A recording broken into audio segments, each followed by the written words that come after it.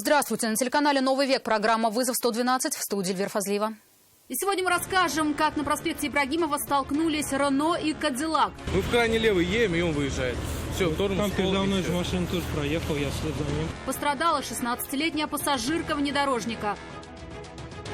Покажем иномарку, которая вспыхнула прямо на ходу на улице Салимжанова. Сильно полыхал? Нормально. Салон не пострадал? Нет. И замыкание электропроводки на улице Максимова. А также покупка на 5000 дублей. 30-летний мужчина сознался в мошенничестве при покупке электронных сигарет. И как пенсионерка в Альметьевске отдала мошенникам 200 тысяч рублей. Это и не только. Прямо сейчас.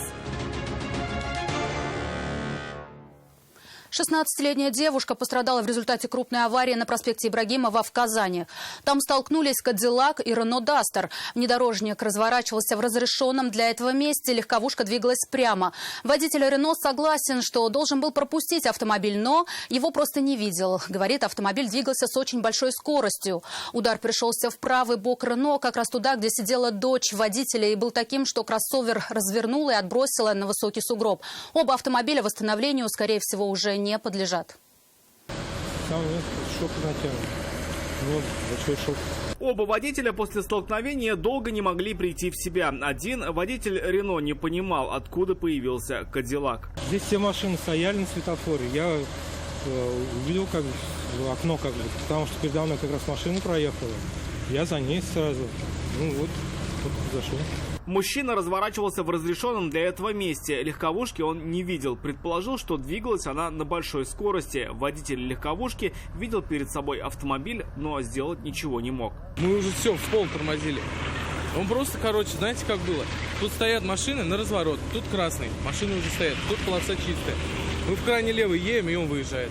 Все, вот там передо мной же машина тоже проехала, я вслед за ним. Да я откуда знаю, куда она проехала? Сильный удар пришелся в правый бок Рено. Внедорожник развернул и отбросил его на сугроб. На переднем пассажирском месте сидела 16-летняя дочь водителя. Для нее вызвали скорую помощь. Боль в правом бедре. В Рено подушки безопасности не сработали. Несмотря на это, серьезных травм ни водитель, ни его дочь не получили. Подушка с моей стороны только находится, а здесь пассажирской нет. В Кадиллаке было 3 человека, никто из них не пострадал физически. Владелец легковушки морально и материально. Рассказывает, вложил в автомобиль 200 тысяч рублей. Только закончил все работы. Мотор только сделал, коробку сделал. Ну что такое делать? На эту машину слишком дорого. Восстанавливать Рено, вероятно, смысла уже нет. Будет ли восстанавливать Кадиллак, его владелец пока не решил. Рамиль Шайдуллин, Константин Бушуев, «Вызов 112». Вскоре похожая авария произошла на улице Тетцевская. Там столкнулись Kia Rio и Lada Kalina. Оба автомобиля двигались в одну сторону и после столкновения оказались на встречной полосе. Причем Lada повисла на сугробе. Пострадали 2 человека. Пассажирку иномарки осмотрели врачи скорой помощи. На сильные головные боли, как следствие удара, жаловался и водитель Lada. Иномарка врезалась как раз в его дверь. Дорога, вон она какая, 40 километров. Водитель Kia рассказывает, как мог, пытался избежать столкновения. Они ехали в одну сторону. Тормозил, но на обледенелой дороге это было бесполезно. Признался сам таксист, вез пассажирку в соцгород. Передо мной решил развернуться просто. Избежать столкновения водитель Kia не смог. Удар пришелся в левый бок Лады. Калину практически выбросило с дороги. Она застряла в огромном сугробе на обочине. Молодой человек, сидевший за ее рулем, плохо понимал, как произошла авария. Я вообще не помню, как это произошло. Я вообще на этой стороне был, его не было, по-моему. Посмотрел, я не был там машин. Я уже был на этой стороне. Вообще не помню, вообще, как произошло. Головой ударился. Скорую помощь вызвали для пассажирки Kia. При столкновении она получила ушибы. Грудь. От ремня, по-моему. Ну, домой уехал. На плохое самочувствие жаловался и водитель Лады. Рассказал, что сильно ударился головой, из-за чего боли и провалы в памяти. Он также обратился к медикам. А я сказал, а ничего не посмотрели. Только ничего не сказали. Виновником аварии, вероятно, будет признан водитель «Лады». При совершении маневра он не пропустил едущий прямо автомобиль. Будет ли пытаться восстанавливать машину, молодой человек не знает. А водитель Kia решил в ремонт при первой возможности. Эта машина для него – средство заработка. А что, сейчас все восстанавливается, конечно.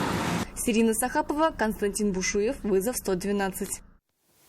59-летний мужчина пострадал под колесами инкассаторского автомобиля на парковке перед супермаркетом на улице Бичурина. Под колесами в самом прямом смысле слова. Водитель броневика сдавал задним ходом, пытаясь развернуться и выехать на дорогу. Нетрезвый мужчина, проходивший мимо на скользкой дорожке, поскользнулся и упал. Автомобиль задним колесом проехал ему по руке. В результате наезда мужчину госпитализировали с переломом 2 пальцев на левой кисти. Больше в происшествии никто не пострадал. БМВ вспыхнула вечером на улице Селимжанова в Казани. Водитель рассказал, что двигался в сторону улицы Пушкина, когда из-под капота прямо на ходу повалил дым и показались языки пламени. Мужчина тут же остановился и стал тушить огонь самостоятельно. Проезжающие мимо неравнодушные автомобилисты бросились на помощь. В итоге пламя побороли 5 порошковыми огнетушителями и снегом до приезда пожарного расчета. Пострадали пластиковые элементы под капотом, подтрубки и проводка. Салон огонь не затронул. Причина возгорания владелец иномарки не может даже предположить. Ничего из-за чего непонятно. Потушили камеру. Сильно полыхал? Нормально. Салон не пострадал? Нет. 2 пенсионера, 73-летняя женщина и 71-летний мужчина пострадали в результате пожара в Казани на улице Оренбургский проезд. Частный одноэтажный дом загорелся минувшей ночью. К моменту прибытия пожарных подразделений горела внутренняя обшивка комнат и кухни. Площадь пожара составила 70 квадратных метров. Жильцы дома к медикам обратились сами. Врачи диагностировали у них ожоги 2-й степени и госпитализировали в РКБ. По предварительной версии, огонь вспыхнул из-за нарушения правил эксплуатации электрооборудования. Сразу несколько домов на улице Максимова ночью остались без электричества из-за замыкания электропроводки. Искрящиеся провода, проложенные по стене, на свои телефоны сняли жители соседнего дома.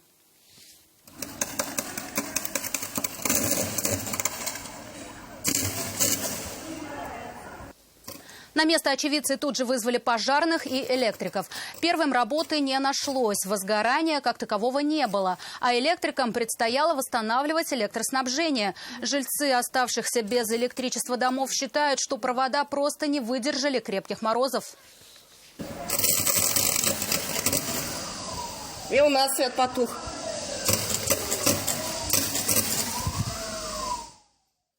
Билетами банка приколов расплатился 30-летний ранее судимый казанец в магазине электронных сигарет. 4 января он зашел в торговую точку, выбрал то, что хотел приобрести, и достал наличность.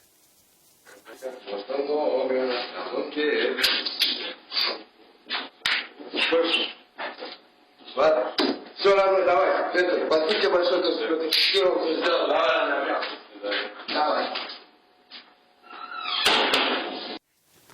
То, что вместо денег ему дали купюру в 5000 дублей, продавец заметил не сразу и даже дал сдачу покупателю настоящими деньгами. А когда понял, что его обманули, обратился в полицию. Подозреваемого задержали. Задержанный признал вину и сознался в содеянном.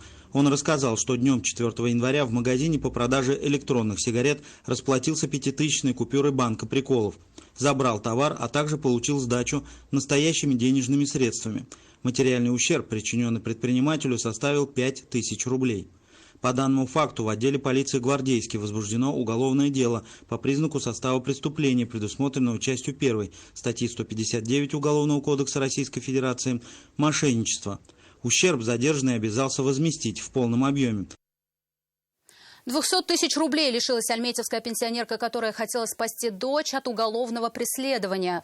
Как позже она рассказала полицейским, ей позвонила рыдающая женщина, называла мамой, говорила, что попала в беду и передала трубку якобы помощнику прокурора. Тот сообщил, что дочь пенсионерки стала виновницей ДТП и, чтобы избежать последствий, потребовал передать курьеру 1 миллион рублей. Но таких денег у пенсионерки не было. Женщина сказала, что у нее имеется только 200 тысяч рублей. Буквально через 5 минут курьер забрал деньги, а аферисты вновь позвонили пенсионерке. В этот раз якобы для заполнения документов и передачи денег. Неизвестный диктовал текст, а потерпевшая писала. Все это делалось для того, чтобы отвлечь внимание пенсионерки и лишить ее возможности связаться с близкими. Как только курьер перевел им деньги через банкомат, аферисты прекратили разговор. Потерпевшая тут же позвонила дочери, поняла, что ее обманули, и обратила в дежурную часть полиции. В настоящее время решается вопрос о возбуждении уголовного дела. Это все, о чем успели вам рассказать. В студии была Эльвира Фазлиева. До встречи и не бросайте вызов судьбе, вдруг она его примет.